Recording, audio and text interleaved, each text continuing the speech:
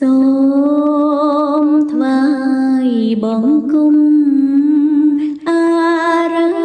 ហន្ត9ទិសាសូមថ្វាយបង្គំអរហន្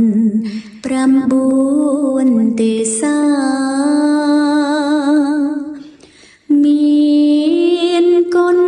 អង្គចាព្រះសម្មាសម្ពុទ្ធជាគ្រូមានគុណអង្គចាព្រះសម្មាសម្ពុទ្ធជាគ្រូសន្សំបារមីអាសង្ខ័យអង្គកាលយូសន្សំបារមីអា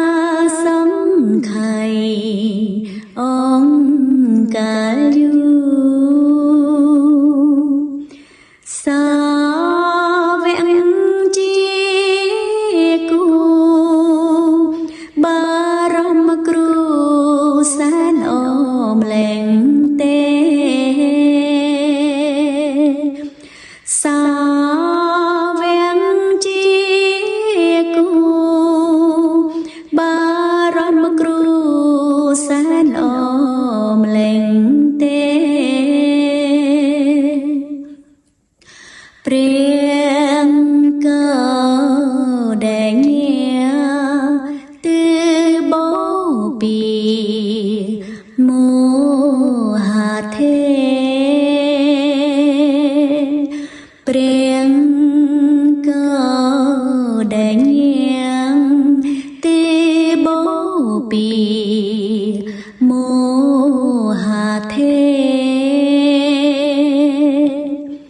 ព្រះកាសបង្ថេទីអាគ្នេទូដងថ្លៃ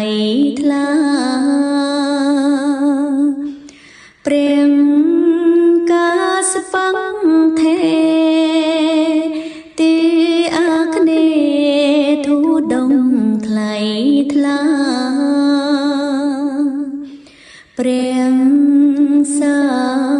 រីបុត្រល្អបំផុតផ្នែកបញ្ញាព្រះសារីបុត្រល្អបំផុតផ្នែកបញ្ញា